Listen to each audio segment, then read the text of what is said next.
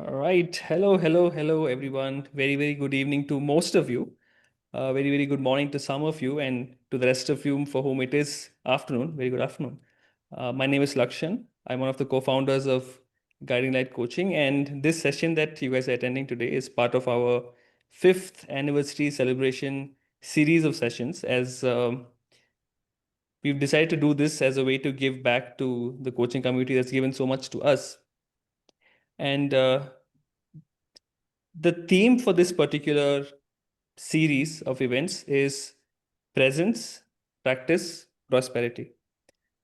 Presence, the way that I like to talk about in this context, is all about the inner work that we do in order to bring our whole, full, complete selves and offer that to the people we work with and the world around us. Practice is all about leveraging coaching as a skill and applying it in various contexts in with individuals, with families, in teams, in organizations, in communities, and to develop a sort of culture that permeates beyond all of these things towards society at large.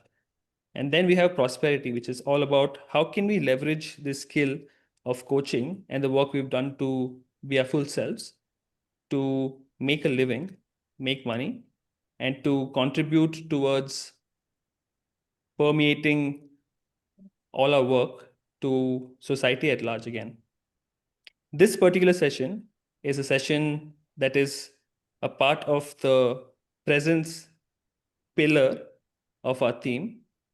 And we're going to be talking quite a bit about something that doesn't get covered enough, which is what it's like to show up as an internal coach in an organization and how it's drastically different from the way that we think of coaching as an external coach. And in order to make that happen, we have invited Adonica Suite to conduct a masterclass for us. Adonica is an MCC. She's a CEC, a coach instructor, a mentor, an award-winning leader, and a global facilitator with thousands and thousands of hours of coaching and facilitation. She blends the science of being human with the art of human connection, and her signature style is warm, engaging, and packed with stories that stick. Adonica has designed and created an internal coach network. Now it's in its fifth year, and co founded a multi award winning sustainable management tourism business. She is a Synergy certified conflict management coach and has completed her coaching supervision accreditation. Her work draws on neuroscience, cultural safety, trauma informed practices, and the being profile, transforming coaching and leadership from the inside out. If you can just quickly look at what's behind her in her frame, you'll see the amount of work that she does on herself and on how she can offer that to the people that she works with. The philosophy with regards to our session today is very simple. An internal coach, as an internal coach, you can bring your genuine self while keeping the system in mind. So without any further ado, Atonica, the floor is yours. Go for it. Wonderful. Thank you and welcome, everyone. I am really honored to be here today. And I've created this presentation just for you. So I look forward to diving right in. But first, I want to add a little bit on who I am, just from a little bit more of a personal nature, which is something that I like to do. And so I am Adonica Sweet, as you've heard, and I live in Summerland, British Columbia, Canada, which is on the land of the Syilx Okanagan Nation. And I begin this way because of it's a sign of respect for these people and their beautiful land, which I'm honored to be a settler. A white middle-aged woman with long reddish blonde hair who wears glasses. And I've worked in a large organization as an internal coach for over a decade now. And I'm going to give you a taste of what I've learned through my perspective as a coach based on my experience and discussions with other coaches, worldwide. So, I also want to be clear, I'm not representing the organization that I work for today. I'm here as me. And my experience as a conflict coach and a being profile practitioner, as well as a cultivating safe spaces facilitator, have all contributed to how I view myself as an internal coach. Now, I'd like to begin with a little story, and I'm just going to stop sharing for a moment so you can see me. Um, I was about 1 year into my role as an internal coach, and I had the opportunity to do a coaching demo in front of my team. And this is a team of coaches who were quite experienced, who had been an internal coach for a few years by that time. And the coaching demo went really quite well. I was quite pleased with myself that I was able to demonstrate my coaching skills.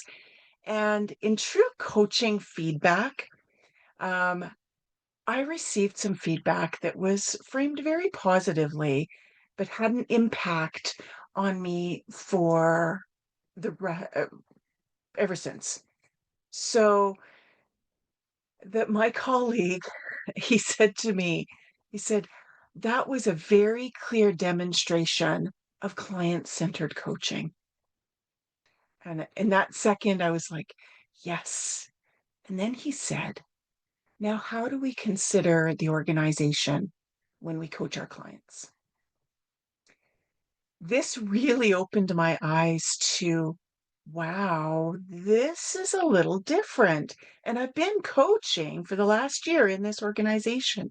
Now, how do I shift things? What can I learn from here? So today, when I talk about the system, I am primarily referring to the organization system. However, as an internal coach, we also need to be good at managing our own our internal system, which is what presence is all about, as well as how we show up in our role within the organization system.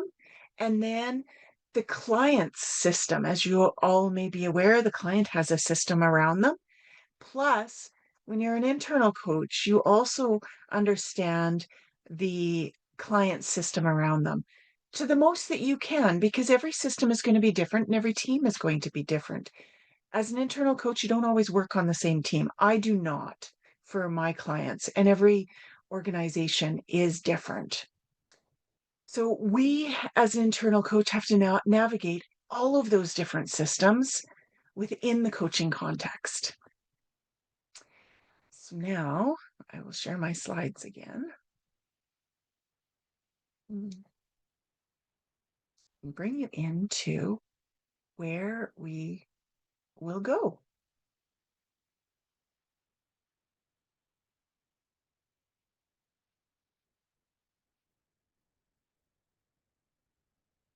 All right. Oh, actually, no, I won't share my slides. Sorry about that. I'd like to bring up the poll now. So I have a poll. Now I want to hear from all of you. So what I'd like for you to do is respond to 5 statements with yes, no, kind of. So you should see the poll up there now. So go ahead and fill that out.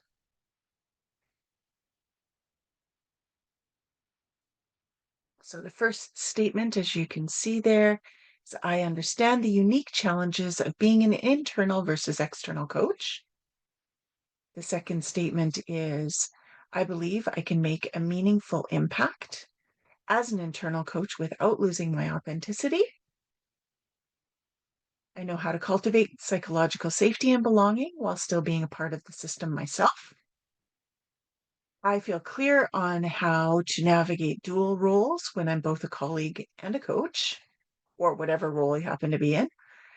And if the company code of ethics conflicts with the ICF or the EMCC code, I know how to respond. Uh, so do we have the opportunity to see the poll results? Yes, there's still about a few more people left to respond. Awesome. A few more seconds, and I'll make it visible. Perfect.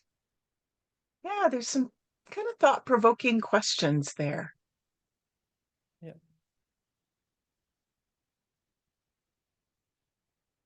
Mhm.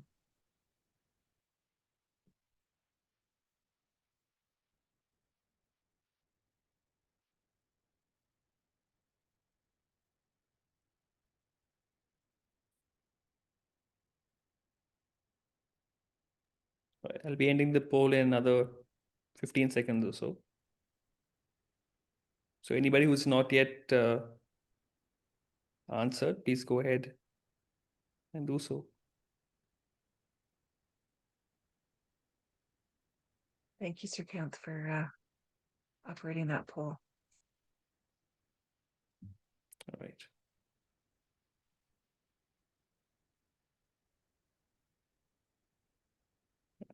Great.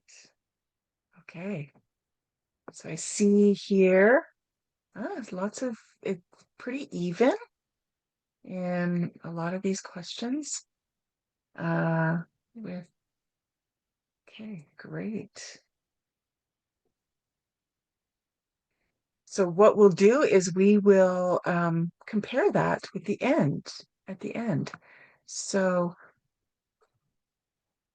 so hopefully we will see a shift through the time, and I'll invite each of you to to do that poll again. So if there's an opportunity, if someone in the background could capture that, and then we have that comparison, that would be fabulous. Thank you. All right.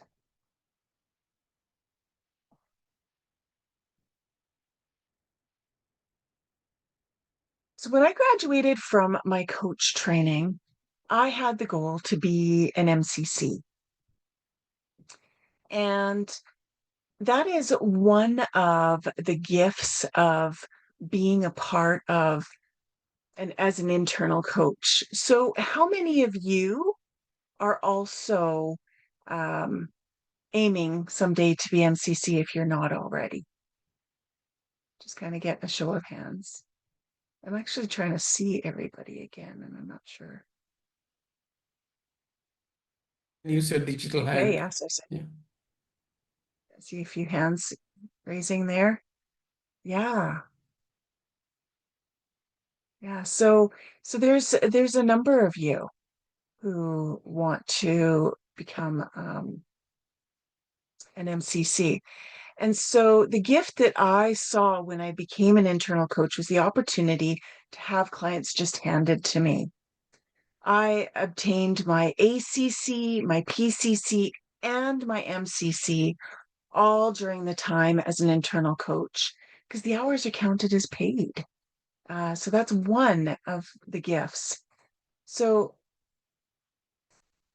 the path to coaching for employees is also often easier because you can have individuals reach out for coaching who may never have considered it before, especially if the finances were an issue for them. And so it gives them that opportunity to have it kind of evened out and have more people be able to access coaching. Some organizations offer it as a standalone offering or service. Many offer it as part of a leadership development program. Either way, it's quite a benefit to those individuals in the organization, and it expands the impact across the organization because more and more people receive coaching. Now, there is an impact that we can have as internal coaches because we understand the culture, the politics, the rhythms in a way that external coaches never could. And that lets us link to the organization's priorities, increasing the opportunity for a greater impact. And the coaching doesn't stop when the session ends. There's hallway chats if you happen to be in person. I work virtually. So it's those informal moments when I get the opportunity to chat with someone before a meeting or after a meeting. They all amplify impact. We can be a great advocate for coaching throughout the organization. It is a slow process, but it does work. And within the organization, I talk about coaching as much as I can, just so that people see it more and more. And in a large organization, like I'm in, uh, there are times when I cross paths with someone that I've coached. And if it's even smaller organization, you'll see that more and more. So there's an opportunity to have those real deep long-term connections that go beyond coaching. And we'll talk about a little bit about dual roles next, but sometimes I get to see leaders over time and in their leadership context, and I get to watch their growth unfold or at least hear about what's going on for them. And that's something that externally I don't get to do with my external clients because I do mostly internal coaching, but I do have external clients as well. And every time I show up as a coach within the BC Public Services where I work, I'm modeling coaching behaviors, slowly influencing a culture of trust and coaching throughout the organization. Now, this may sound all sunny and wonderful, and it is. I don't want to say that it's not because I have loved working as a internal coach. Like I said, I've been doing it for over a decade, so I absolutely love it. Wouldn't be there if I didn't. However, just like we're all wonderful human beings, we also have shadows, and so does this. So there are many challenges of being an internal coach, which I'm going to share with you. A number of them here, and then we'll dive into a few of them as well. So I'm handed my clients, like I mentioned. So I don't get to choose which clients that I work with. Sometimes I have that opportunity, and more so now because our program has changed and shifted. But when clients are assigned, sometimes they're not ready or they don't fully understand what coaching is. So I do have to explain more and more what coaching actually is and what it can mean for them in their role. And sometimes in organizations, the coaching is positioned in a way that I wouldn't necessarily choose. Now, I'm very fortunate in my organization because I do have a say, but there are many individual or internal coaches who do not have a say. So it means that I've got a variety of different people coming to me. And so there's many clients who come into the sessions that are skeptical. They lack some trust.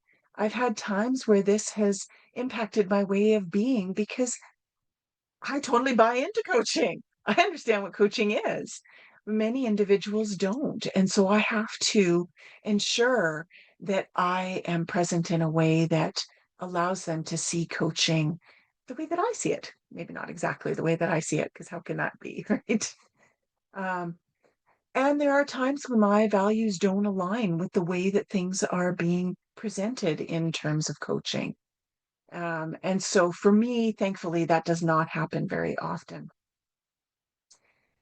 The impact that I have within my organization is definitely shaped by the politics and competing agendas. So I am constantly walking the line between supporting my client and being in the system, serving the client, the organization's goals. So I'm serving both the client's goals and the organization goals.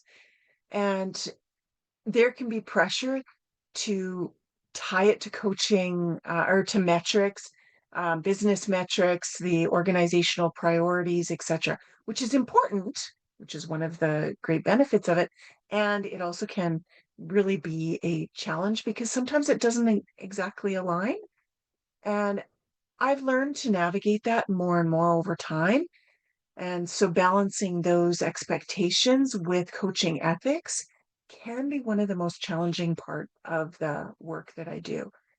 The key that I have found is to be aware of it when it needs attention. And the relationships can get complex. As I've already mentioned, you can be a colleague and a coach at the same time. So there's dual roles. And I'm fortunate in my role as a coach because I'm not a human resources manager or anything like that. I'm not someone's direct supervisor when it comes to the coaching that I do. However, many coaches within my organization and other organizations do wear many hats. Some are HR professionals, some are the leader of the client, not the leader of the client directly, but a leader within their area.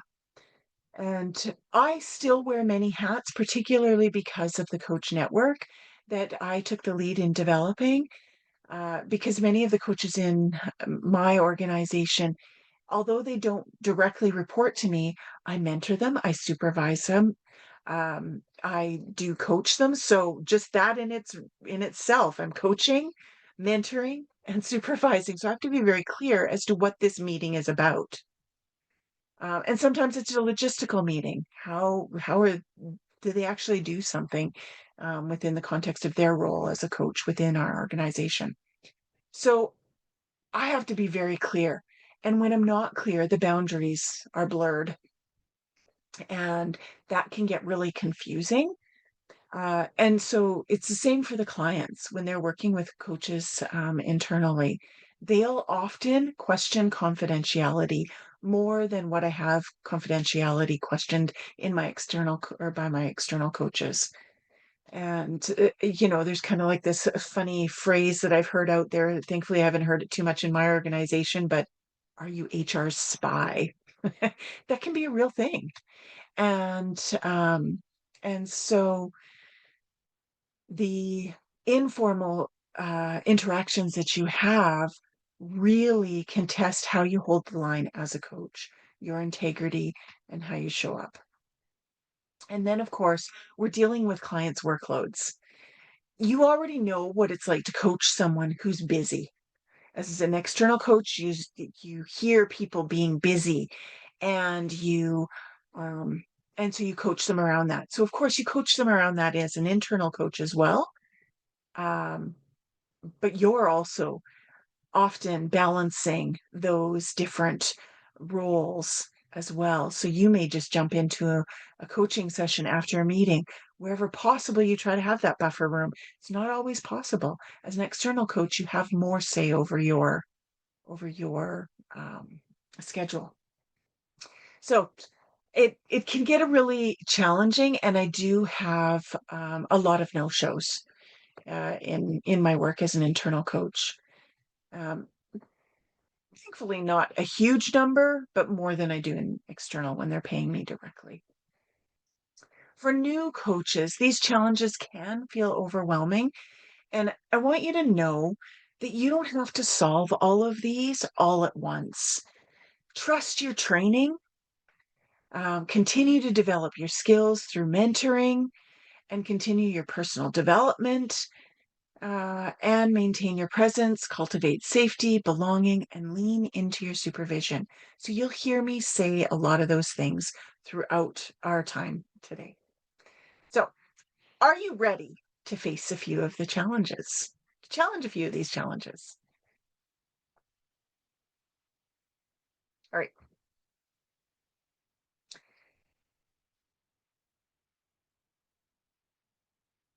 This is one of the main questions, and this is why this falls into this presence area. I will get a bit into practice in the pillars of what this celebration has got. So, how do we stay present and authentic when we have multiple agendas and contexts coming at us from multiple angles?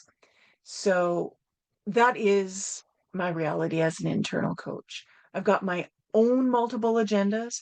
I've got the multiple agendas of the clients that I serve, etc. So in my role, I've had a few clients be quite direct and come into a session, and you've probably even heard this as an external coach as well. What can they do to fix the other person rather than themselves? How many of you have heard that? Can show of hands. They want something fixed about the other person, or they want the problem fixed. No hands? All right. Okay, so I didn't think that was quite as unique to to internal coaching as what you may have experienced. So that's good for me to know. And so in the moment when someone wants me to fix someone else, I feel my whole being want to just jump in and go into problem solving and specifically um, let them know that they need to work on themselves first. We all know as coaches that we need to work on ourselves first before we can start to make shifts and changes. And, I once said that to a family member and it didn't go over so well. So I know better. And as a coach, I would never do that. And it's not my role anyway. But I need to stay grounded and stay present and hold space for them to reflect and talk about what's happening within the context of their systems. Even though I might know the system, I don't know it in the same way that they're experiencing it. And so I because I know that context, I also need to, as a coach, let some of that go, as well as know when to bring it in order to have individuals be uh, to actually be able to bring it into the conversation in a way that will move the client forward. So that's what one of the things that I really look at. And and so I need to be clear, very clear, when to put the interests of my client forward as well as the organization. And so, just like a sundial on a sunny day, I need to stay clear and understand what may be lurking in the shadows and stay grounded. Because when I wobble, the shadow blurs. And my way of being around presence and authenticity, courage, commitment, those are all tested regularly. So my presence and clarity is a base, a steady base. And this is important because we have mirror neurons in our brain and they're at play all the time. They pick up on regulation. And so if I get hooked and I wobble, my client feels it. And if I stay regulated, they can co regulate easier. So that presence becomes contagious. So I'd like to hear from you a little bit here. Share in the chat what pulls you off course.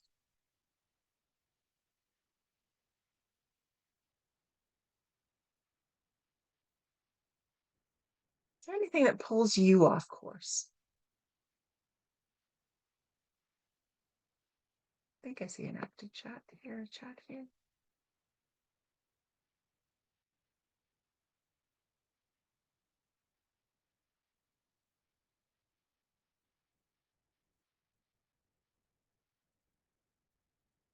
There we go. Okay, yeah. The ethics of coaching can pull you off course.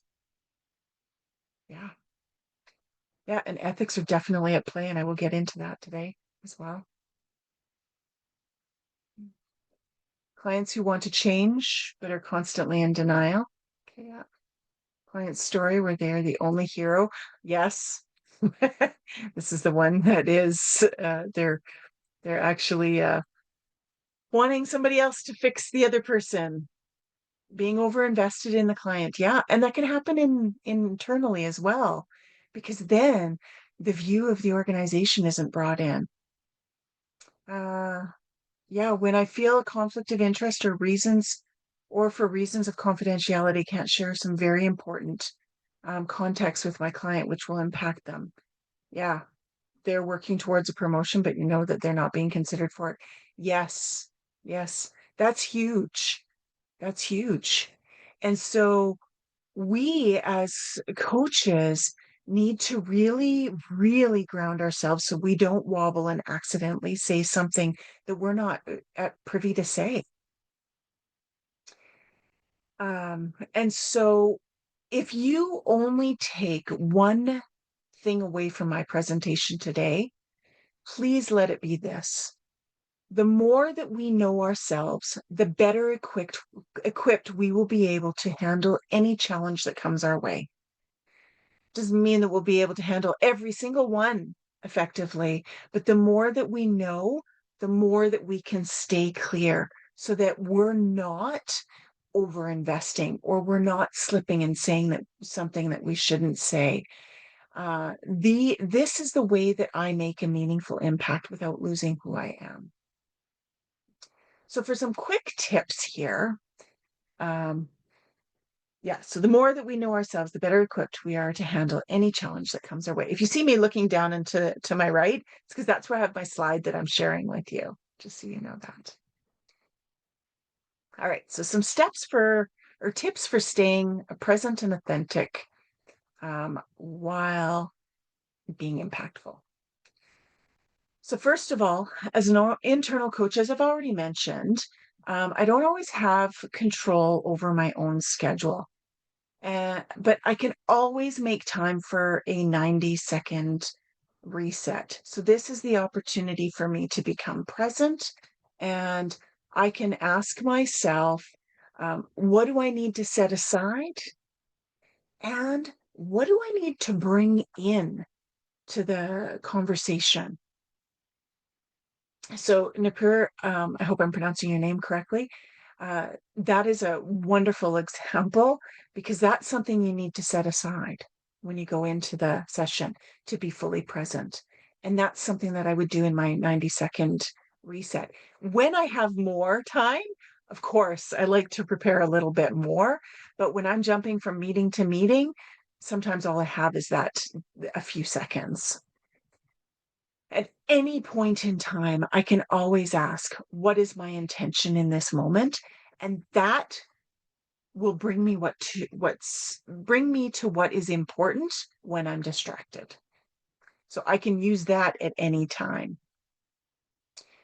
And so that is the immediate.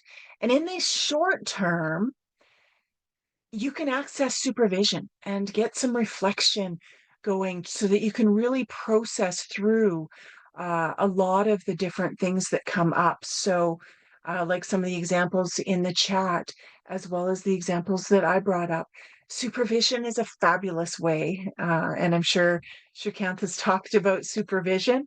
It really gives us as coaches that safe place to process those judgment calls that we have. You know, did I filter too much of the system out? Did I bring enough in? Am I avoiding naming something that could have supported my client? Reflection really helps us sharpen that discernment and really helps us to understand where the stories are, how they're interconnected, and how to really understand so that you can bring that in more and more. And then in the long term, as I've mentioned, is really get to know yourself. And one of the things as a being profile practitioner, doing the being profile assessment, which I'll talk about later on if there's time, really has opened my eyes to looking at myself and my ways of being in a way that I never did before. And it really has supported me in showing up authentically with more awareness into what it is that I really stand for. So that's that's one of the things that I encourage is to really get to know yourself more on that deeper level. So another challenge that we face, just a quick check-in. Are there any questions so far on that first challenge?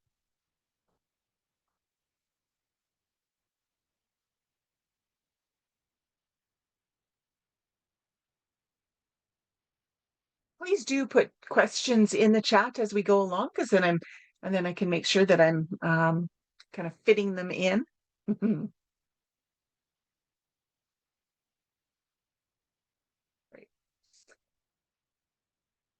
Okay, so the next one is cultivating safety and belonging in the system. So, as internal coaches, one of our biggest challenges is helping people to feel safe, like they belong in that coaching space. And external clients, they're paying for the coaching, and so they've opted in. They're eager to begin. But as internal coaches, I will often hear the voluntold story. So I had a conflict client who came into the first session and said, I was sent here. I don't feel like I have a choice. And if I say no, then I'll be seen as uncooperative. For those of you who are internal coaches, how many of you have heard that before, where people come in and they say, I have to be here. I was told to be here. I don't really care about coaching. I just am supposed to be here. And this particular client really told me that she wasn't sure of what she could share with me. She had a lot of questions about who I'd talk to, um, and whether or not this would get back to her boss. And so it's a real thing. You know, how confidential is it really? And Lakshan, thank you. Yeah, it can show up, especially if the external coach is hired by the organization. That's where I would see it there. Yes, clients who are sponsored. So yeah, it's definitely there as well. And really in the internal context as well, because what happens if I'm having a conversation with their boss and an internal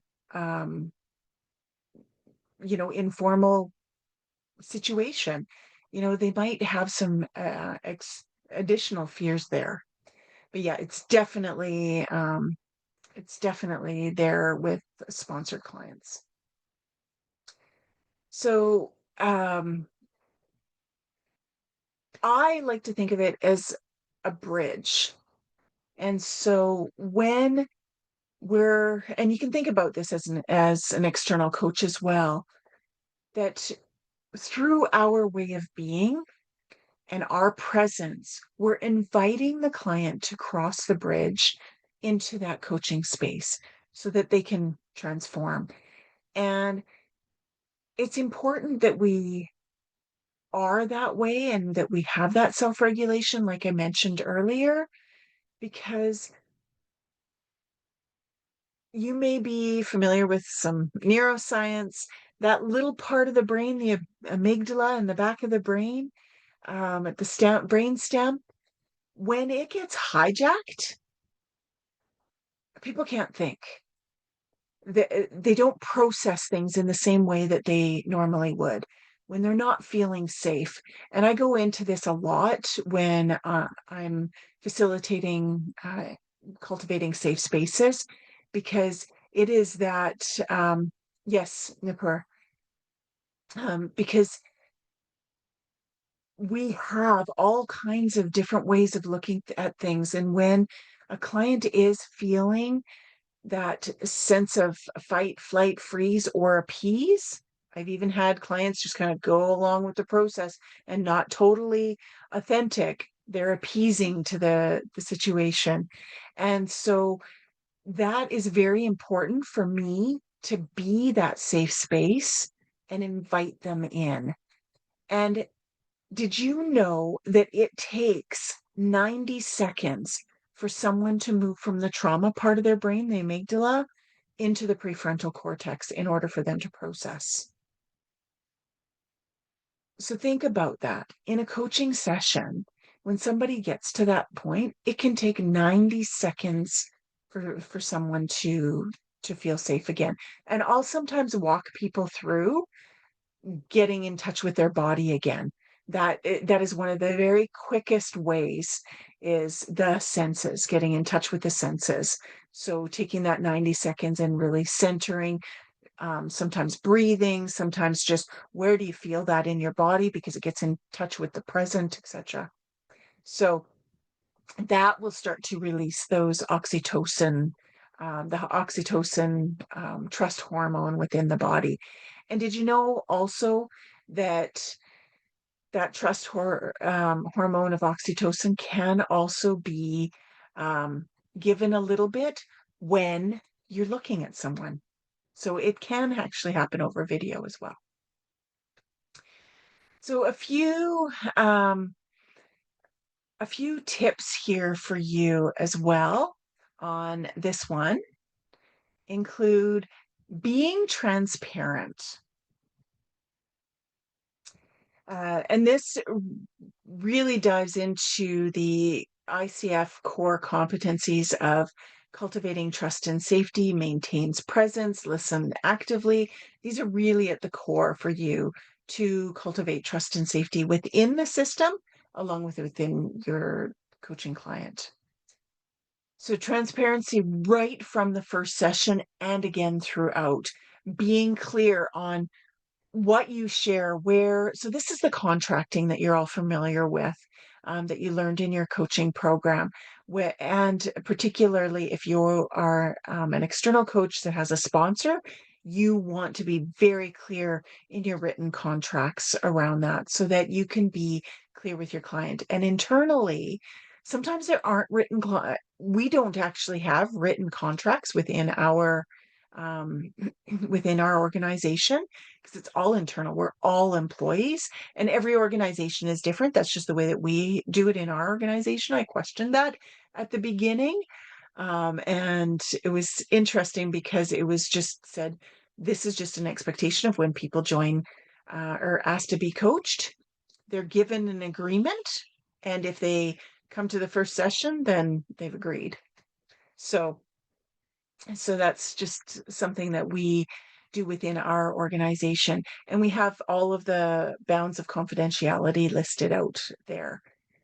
And so it is really important for me as an internal coach to talk about that and to be clear in our sessions of when I need to share something and when I don't. And in my conflict coaching, I had to share more than what I normally would have to share. So I was very clear about who I would share with and when I would share things. And I would always let them know when I'm sharing something. So it's really important to know that. And also it's important.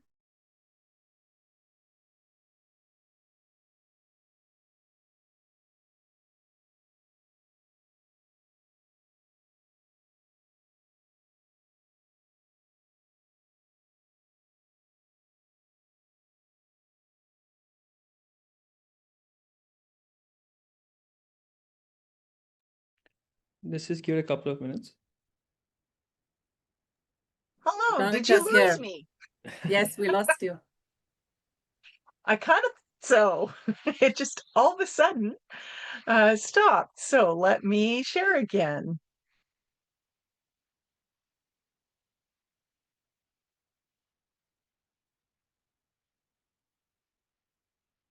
All right. That happens, the joys of technology, and we are across the ocean. So I'm just sharing my PowerPoint presentation again here. Bear with me a moment. Oh, can you see it? Great. Good. Good. So the next, I think this is probably about where I left off. Please enter in the chat if there's something that somebody missed, and I will pull up the chat.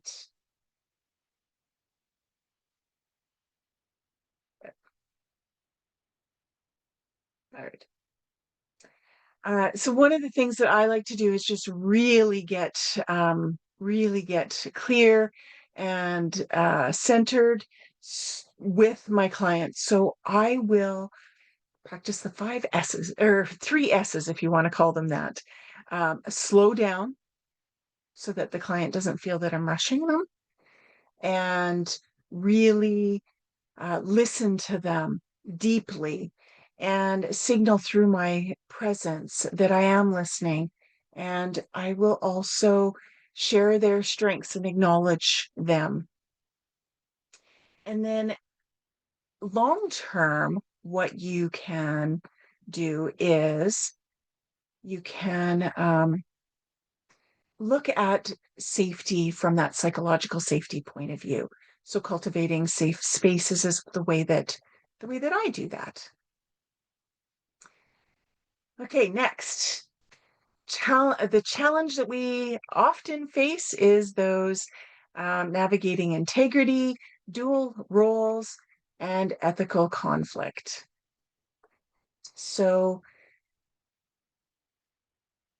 this is the area that tests us more than any other area. And I saved this one for last because all of what I've shared so far are things that really complement this. So when we live with the dual roles, we need to be centered, we need to be present, we need to be grounded and know ourselves. And so we're guided by the ICF or the MCC Code of Ethics, as well as the organization's codes, standards of conduct, etc., etc. So what happens when those codes collide? And this is huge. So I was once assigned two new conflict coaching clients, and I was excited to start working with two clients. And when I was given a little bit of a lowdown on them, I was informed that I would be coaching the supervisor and their direct report, who are in direct conflict with each other. So the first time that ever happened to me, I kind of went, oh, where's my integrity here? And like this really felt like an ethical issue here. And so, I really could have pushed back big time and said, no, absolutely, I'm not. In that moment, I decided, and this is not something that I recommend, and I highly encourage supervision to talk through this with a supervisor. But I decided to have a discussion with each of my clients. Because of the way that the program was set up, both clients knew that they would be coached, or both of them were offered coaching. And so I went to each of them separately and, all right, bye. I went to each of them separately and I asked them, I said, you both know that you've been offered coaching. I've been assigned to both of you. Do you see an issue in that? Here's how I will handle that. And so I explained how I approach confidentiality. I brought in humor. I'd say, my memory isn't all that great either, so I'll often forget what I said to the last person anyway, or what you've said in the session, I'll forget by the time I meet with the other person. So, and so I bring some humor into that and start establishing the trust. And again, ensuring I'm grounded before going into each of those situations so that I don't accidentally slip and give something from the other person. And I can honestly say that I never have. And I have been in situations like this a few times and just being really, really, really clear. So again, it's not something that I recommend, especially if you're first starting out. I already had my PCC and I was well into my coaching with a number of hours by the time I started doing the conflict coaching. So it really can be a challenge. And so with that, I will share with you the quick tips.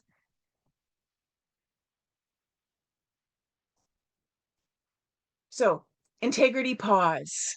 This is the opportunity for you to be looking at what's going to serve the client and what's going to serve the system. And going into supervision when your values feel compromised.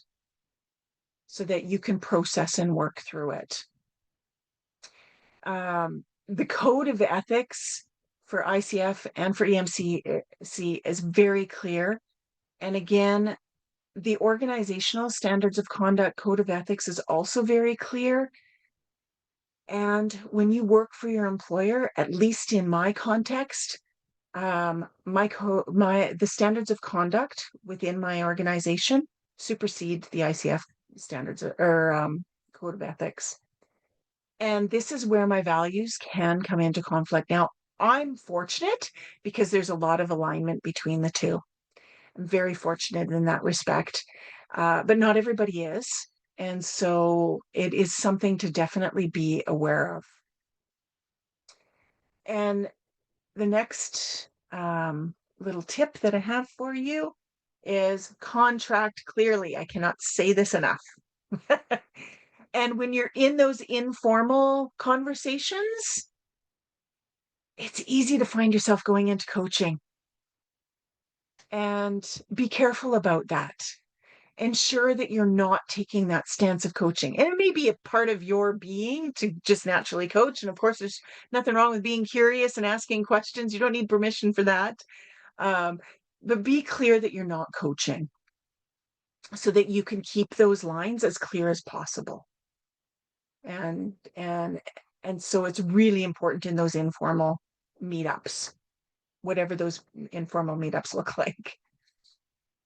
And so I've already talked about really anchoring in ethics. So whether that's your organization's ethics or your coaching ethics, you need to know when comes into it and which is applicable in that moment. And again, I can't stress that enough. And I, through the supervision training that I took with Srikanth, we talked about ethical maturity. And ethical maturity also stands true for coaching in many different realms. So encourage you to walk through that with your supervisor if you're ever faced with that. Now, this is just a quick summary. And I'm happy to provide the slides as well so that you can get this. I know that we're almost out of time here, so I'm just going to bring all of these up at the same time. And I want to invite you just to take 30 seconds in silence and reflect for yourself what you have learned today. And while you're thinking about that, Srikanth, can I have you bring up the poll again? Sure. Just so that you can reflect and answer all of those questions. And I'll remain silent so that you have that opportunity to reflect on those. You're able to see the poll? Yeah. Thank you.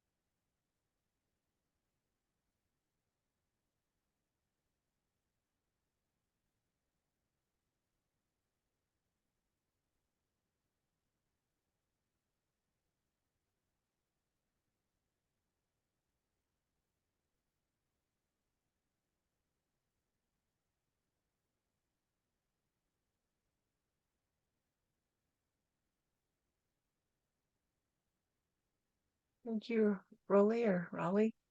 Mm-hmm.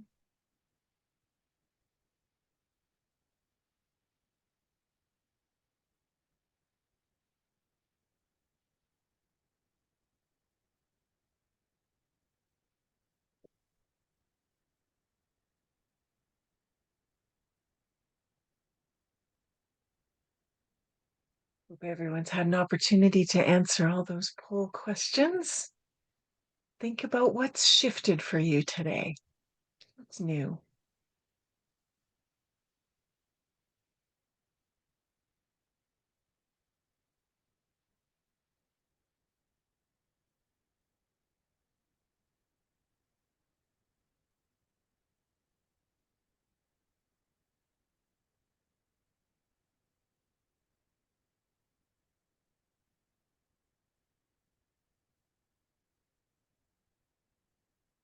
Should Are end the the poll. results coming along, Srikanth? Yeah, end the poll and bring the results. All Are right. you able to see the results? Yes. Yes, yeah. Yes. All right. So I'm seeing a shift for many of you to the yes. Thank you. You're welcome. So this is great news. It's great news. And Srikanth, again, if you could capture those for me as well, as I'd love to compare and see the difference. And I would love to share that with the group. I'll pull a little package together for the group to summarize the shifts so that everybody can see where they're at. And Shall I stop yeah. sharing the results? Yes, you can stop sharing the results now. Thank you. All right. Okay. So let me So yeah, just Arcana. Yeah, that was a big thing for me as well. So for myself as well as for my clients. So just want to leave you all, if you can hang on for like just another 2 to 3 minutes. I'd just like to share a little bit of what I encourage people to do to continue their journey. The being profile had a big impact on me and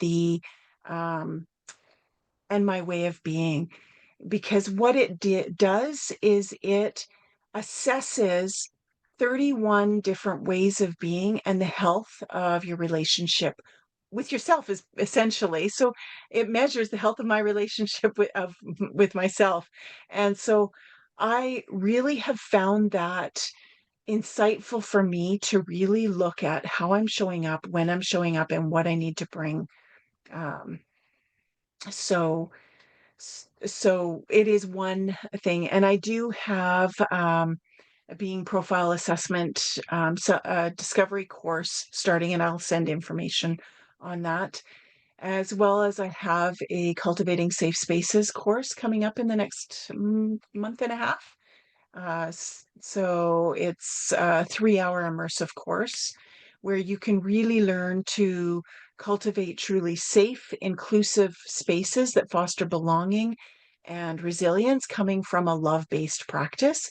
And then there's supervision. You're all familiar with one-to-one supervision. Encourage all of you to embark on supervision as well.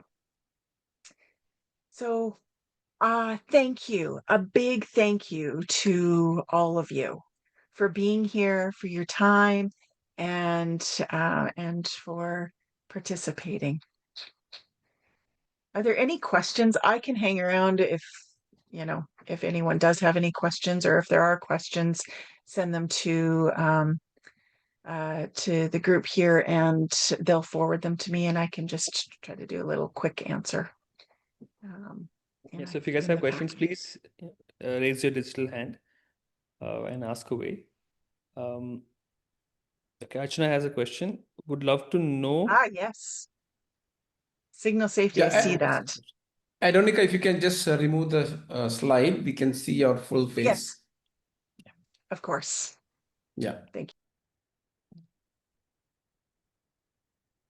you. Adonica, you're on mute. Yeah, sorry. Am I? No, it's Am fine. I still on mute? It's fine. Okay. Great. So there was a question in the chat around signaling safety.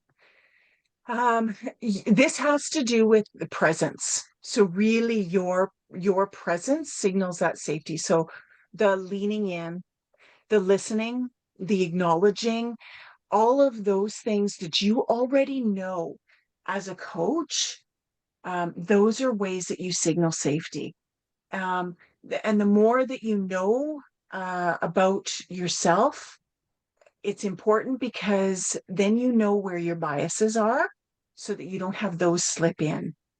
And using the client's words as much as possible is also going to signal safety, because you're really keenly listening and you're using their words. So those are some ways there.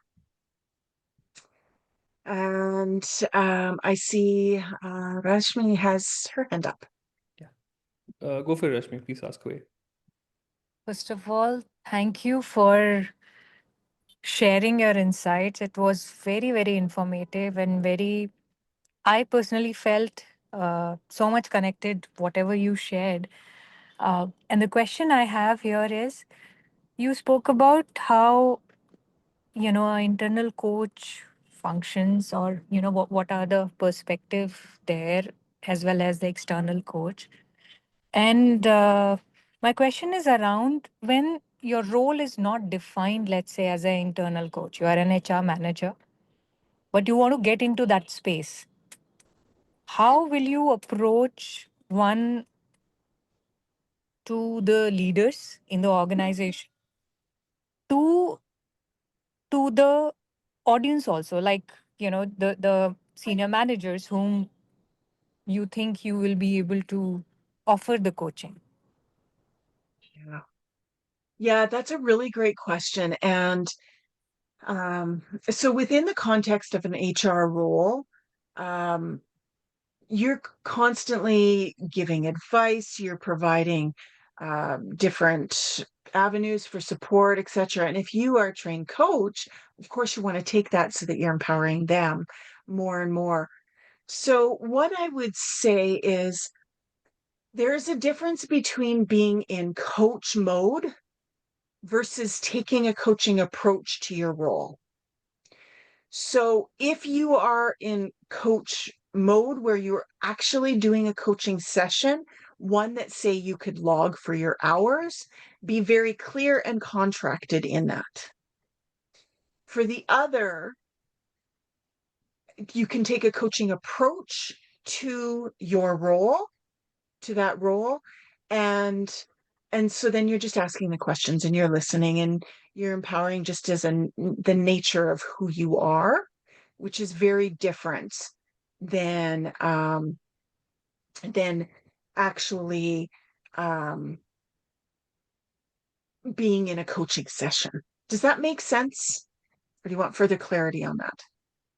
Yes, it does. Thank you. Okay. Uh, Okay. Yeah. I have a follow-up question, if it Yes. is okay. Uh, One is when you are in that HR manager role and you want to approach to your leader where you are creating that space for yourself because you're working on that skill. How do you approach your leadership in that? Mm-hmm. Yeah. Yeah. So leadership buy-in is so important. And one of the things that I like to just share is just by you modeling it, and you can informally start to track in your own way of how you approach your clients as an HR manager. You can start to track the differences that you've seen. And then when you have that, going to leadership and saying, I completed this coaching course. This is the way I operated beforehand. Now, since the coaching, I operate this way, and this is what I've noticed in how I'm dealing with the clients and their responses. And then you can go into the conversations with the um, leadership and say, this is what I'd like to do. Here's what I'd like to propose. I'd like to create a coaching program, or I'd like to offer coaching as a subset of the work that I do within my role. I'd like to see it more throughout the organization. And I know of X number of coaches who may be willing to do this, and I can reach out to them and ask them.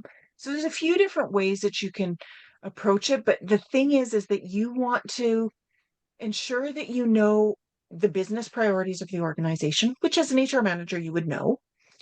And you want to frame the coaching in a way that will support that so that they can see, because honestly, they care about the bottom line and how to get there. And we as coaches want to get there in the way that is the most empowering for the employees.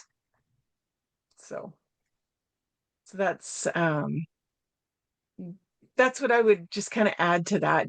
Get the buy-in by speaking their language, along with really grounding yourself in who you are as a coach. Thank you Any so more much. follow-up questions? You're I welcome. Thank you so much.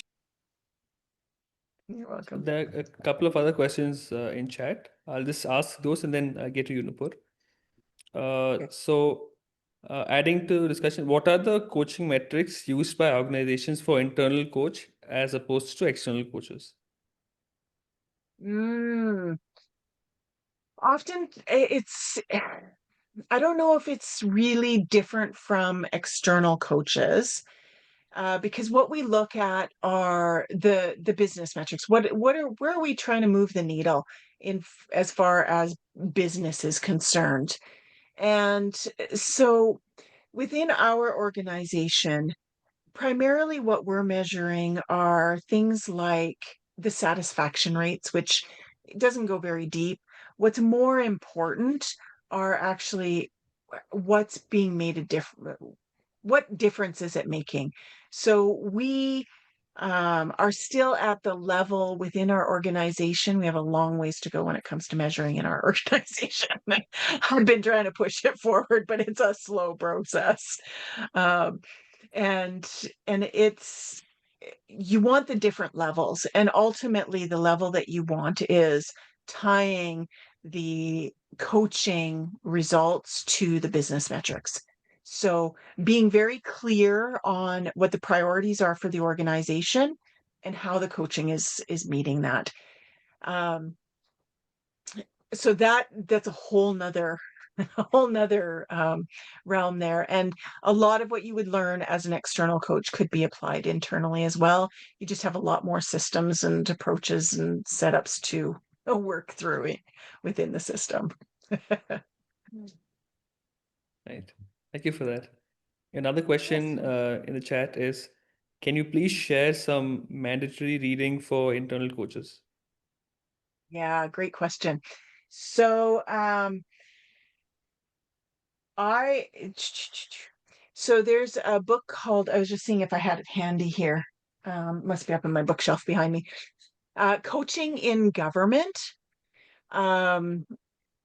So I work in government, and there are a few authors that got together and wrote a coaching in government book based in the US. So that's one book that I would encourage reading. And then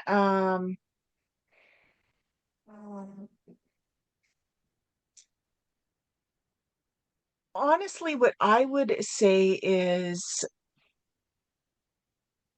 really emphasizing the work that you do on yourself more so than the mandatory reading. There's not really any mandatory reading. That's one book that just kind of comes to me top of mind. More so, and the books that I recommend to internal coaches. So within our organization, we have the network of coaches, and there's about 50 of them. And what I recommend to them is getting really solid in their coaching skills. So honestly, that's where I would look, is getting solid in their coaching skills. And I would tend to lean more to some of the supervision reading, more so than coaching, because supervision spends a lot of time on looking at systems. And so therefore, that is a key piece within organizations, is systems. So looking at books like Peter Senge, or Peter Senge, his work on learning organizations. So any books that really look at that, Coaching with Backbone and Heart is another one that I would read. It's by Mary Beth O'Neill. Reframing Organizations. So there's ones that are really looking at the systems, so coaching within the systems. So that's more what I would lean more towards. So thank you. Thank you. Nupur, your question? Thank you. Thank you for a great session, Adonica. I just wanted to check on a conundrum I faced as an internal coach. It has been when the organization has given me a directive or a set of priorities to work on with the coachee, but I have the coachee interested, but only if I work on what they're interested in, or their focus areas are diametrically opposite. how do you find balance? I don't have an answer. I've won some, I've lost some, but it would be great to hear how you navigate that initial contracting on focus areas. Yeah, that's a great question. And we had half a day. Great to dive into everything. But yeah, that so what I would say with that is the clear contracting, and right at the very beginning, when it's expected by the organization to coach in different in a with specific goals in mind, then approaching it with the client in that way. So I will say to clients, the coaching is for you. And yes, we can delve into these certain areas of coaching. However, this is what the organization expects. So how would you meld this? So I put it back to the client. And you'd be surprised at how much there can be synergy between seemingly different goals. So can you give me an example of one that seemed vastly different? Sure. I think the leadership program that I was running for the previous organization, I was the L&D head for that organization, and I was also doing coaching for CXO -1 individuals. In that, the directive almost from the CXO team was to work on organizational priorities and at max something that's in their IDP, but things that can be tracked. And the coachee, at least one or two of the coaches that I had out of a batch of 2025 were very clear that they wanted to work on personal challenges with about children, the spouse, themselves. But it was very difficult for me to explain to the organization, even though I totally agreed with the coachee that it's all right to sort of divide. The win-win I had was we actually broke it down to like 2 organizational priorities and 1, but I'm not sure it was the most effective way to do it. I just wanted to hear how other people go about it. Because if I forced the coachee on a directive that I had, I thought I'd lose them, which, yeah, that's a conundrum that keeps coming up very often as an internal coach for me. Yeah, that is very real, and I faced that several times as well. I make it very clear that we're at work, so we're talking about work. The organization is paying for the coaching, Oh, and because of that, we can't delve into personal issues. Now, what I have done is I will listen to the issues that they have, and chances are there's a pattern. yeah, The pattern that they're facing at home, chances are, is the pattern that they're facing at work. exactly. I see a smile on your face, so you have kind of seen that. So you can talk about that, keeping it work focused, but bringing in those little pieces. Sure. You can say, so what is your biggest challenge? Like in your first session, what is your biggest challenge at work, at home? So how is that same thing showing up at work? Yeah. And how does that impact this goal that you have in your IDP? We call it a PDP. So, and Thank so you. how so you can frame it in that way. And I have found that actually works really well, so that I'm not negating what the client really wants to bring, but I am keeping it focused and honoring the organization, because the organization is paying my salary and it's paying their salary, and we can't be talking about personal stuff solely. That really helps. Thank you. You're welcome. All right. If you have any more questions, please ask them. You can put them in chat or raise your hand and ask them. If not, then we can bring this wonderful session to a close.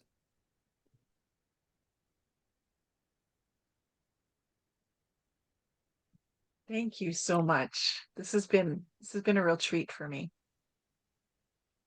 Yeah. Okay, cool. I guess we can bring this session to a close then. Can I say one thing? Yeah. As an internal coach, I don't often get opportunities like this to speak to people from different countries. So I love it. Thank you. Yeah. Thank you for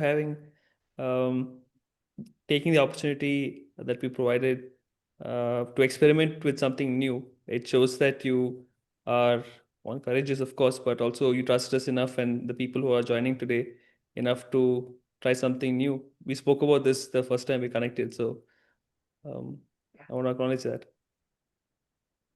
Awesome. Happy to come and dive deeper into various pieces of this in the future if you'd like. Thank you, Adonica, for your. Thank you.